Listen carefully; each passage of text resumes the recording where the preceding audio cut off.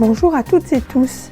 Ma dernière et 12e chronique évoquait l'apport des femmes dans la compréhension de l'intelligence collective et notamment le travail d'Estelle Michinov, une Française, professeure de psychologie sociale à l'Université de Rennes, qui a travaillé sur les mémoires transactives dont il sera question dans cette chronique. Alors c'est le psychologue américain Daniel Wegner qui a proposé le concept de mémoire transactive dans le cadre de ses recherches sur les couples notamment. La mémoire transactive, c'est ce qui décrit la capacité d'un groupe à connaître à la fois ce que chacun des membres sait faire et ce qu'il est capable de faire ensemble. Dans un couple qui recevrait des amis à dîner par exemple, avec une répartition des tâches un peu caricaturale, l'homme choisirait le vin, sa compagne le menu, et tous deux se coordonneraient, chacun ayant confiance dans la capacité de l'autre à faire le bon choix. La mémoire transactive est de 3 formes.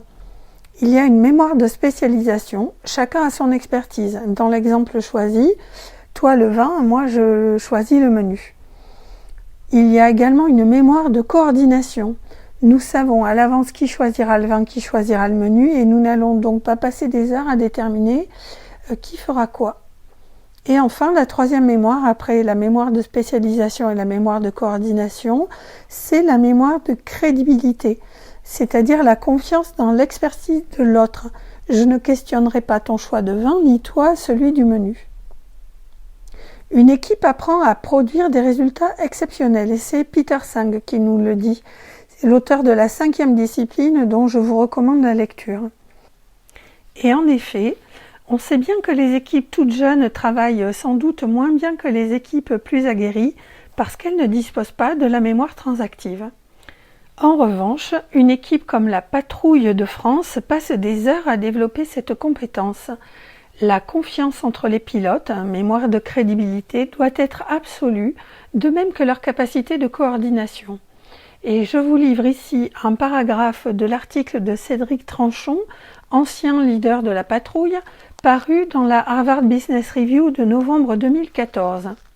Et je cite « La synergie passe aussi par ce triptyque indissociable que constituent l'avion, le mécanicien et son pilote, dans la mesure où, avant de décoller, un pilote ne vérifie pas l'avion que son mécano a préparé, on peut considérer qu'il lui confie sa vie.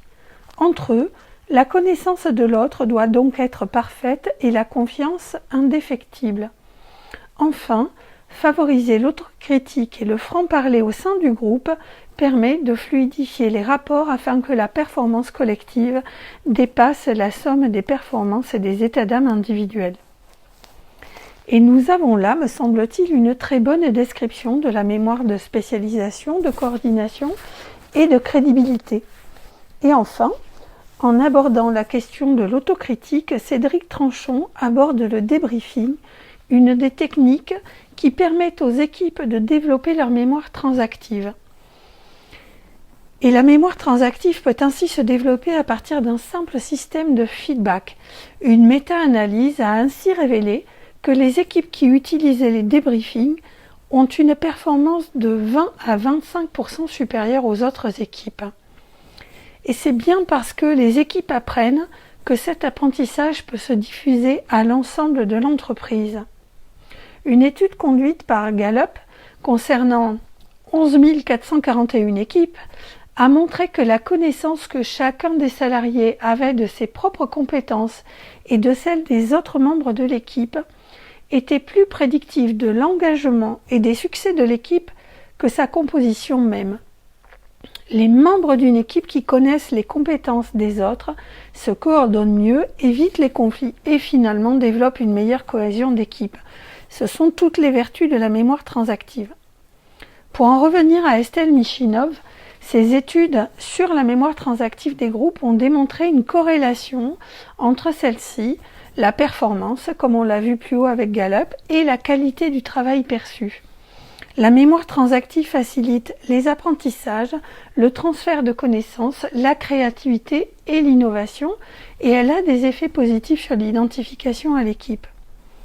Alors pour se développer, cette mémoire requiert une taille de groupe qui maximise les interactions entre les individus.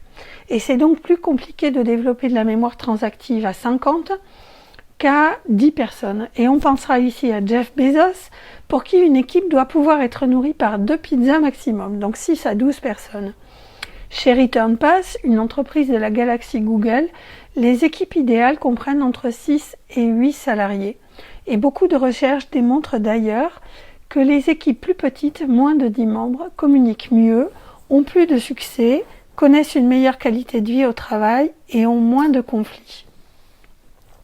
Les groupes uniquement composés de femmes sont également plus performants, car étant plus coopératifs que les hommes, leurs mémoires transactives sont plus efficientes. La mixité améliore donc doublement l'intelligence collective, puisque les femmes améliorent aussi la sensibilité émotionnelle des groupes. Et je m'arrêterai là en ayant fait la boucle avec la 12e chronique sur l'apport des femmes à l'intelligence collective.